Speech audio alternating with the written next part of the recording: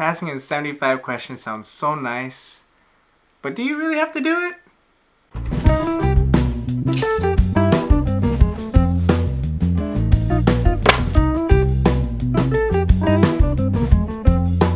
Yo, I'm Quite Mike, and let's talk a little bit about this 75 questions on the NCLEX. I have friends who have passed in 75, and I have friends who have passed in 265 questions. I do have friends who have passed in 75 questions, and it's very much possible. For me, I'm fortunate enough to have passed the NCLEX at all. So my 130 questions, or 135, whatever it was, I'm perfectly fine with that. So a lot of people seem to focus on being able to pass in 75 questions. I remember the first time I took my NCLEX, I took it in 76 questions. And when I told that to my mom, she was like, "Oh, that's awesome!" And then I had to tell her, like, "Mom, it doesn't mean I passed. It just means I finished at 76 questions." It just pretty much meant that the exam already knew whether I was pass or fail in those amount of questions. I guess one of the reasons why you want to stop at 75 questions is because you don't want to spend time doing all 265 or even doing more than 200. It seems that there's just so many questions and so many possibilities that could happen on the NCLEX. It's very hard to claim that you can pass in 75 questions. For me, I didn't want to claim that I would take the exam in 75 questions. I just thought if I took the exam in 75 questions, it'd be nice that I didn't have to keep answering more and more and more and more and more and more questions. Anyway, you can still pass if you don't end up with 75 questions. You'll just have to do more to pass. I have friends who have passed at 75, and I have friends who have passed at 265, and I also have friends who have passed in between. I'm one of those people, in between. But I passed, for sure.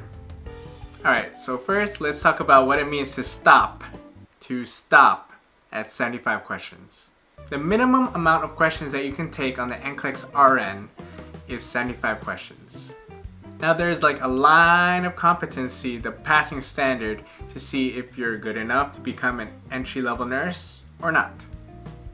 If you stop at 75 questions, that means the decision has already been made. The conclusion by the computer has already determined that you pass or you fail, for sure.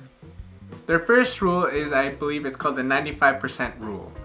The computer will look at a certain portion of your exam, and once it has made its decision that it's 95% clear whether you are competent or incompetent, it'll stop the exam. The computer will look at your exam, a certain portion of your exam, and once it is 95% certain of its decision whether or not you pass or fail, it'll stop on you. This happens to most people. So that's what happened to me my first time. It was already 95% clear that I was not competent to be an entry-level nurse. But it's okay, God is still good.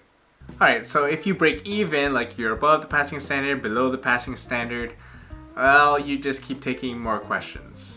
Which is still fine, just keep answering questions, pace yourself, and relax, just go. Just go. You're still fighting, fight on. The second rule that they have is that if you have reached the maximum number of questions, what they look at is your last percentage of questions.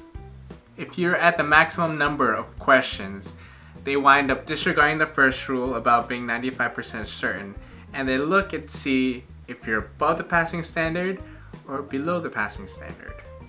So you may have your last few questions and may be answering them to the best of your ability and still be above the passing standard or below it.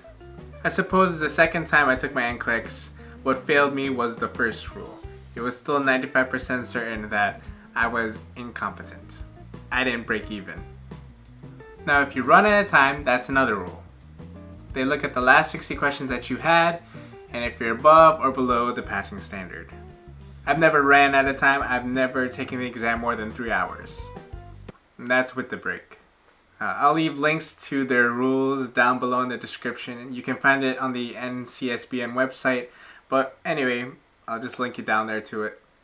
And I'll just share one quick story about a friend of mine. I heard that a friend of mine, he wound up taking his exam for 6 hours. But how he planned those 6 hours was the most unique thing that I've ever heard.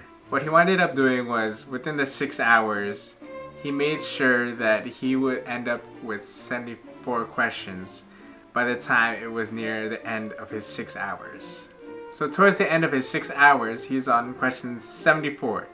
He clicked next. And then he was on question 75. He clicked next, hoping that the exam would be finished. What do you think happened? Question 76, question 77, question 78. Stop. Don't be so conscientious about the time. Don't be so conscientious about the number. At least answer 75 questions the best of your ability. And of course, you'll still be applying the same principles, the same focus, the same mindset as you keep going more than 75 questions. Take the time that you need, and of course, if you don't need the time, don't waste your time and continue to go to the next question and answer it to the best of your ability. It's like a marathon. You don't have to sprint to the finish line. This is the NCLEX, and it's not up to you whether or not you finish at 75 questions or not.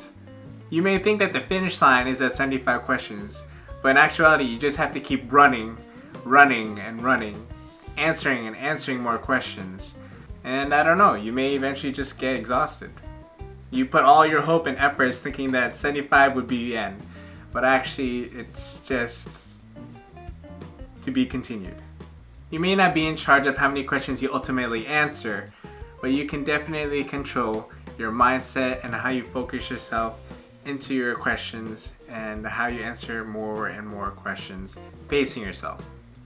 Manage your stress and answer to the best of your ability. So with all that said, study well, rest best, and pray the most. Thanks for watching.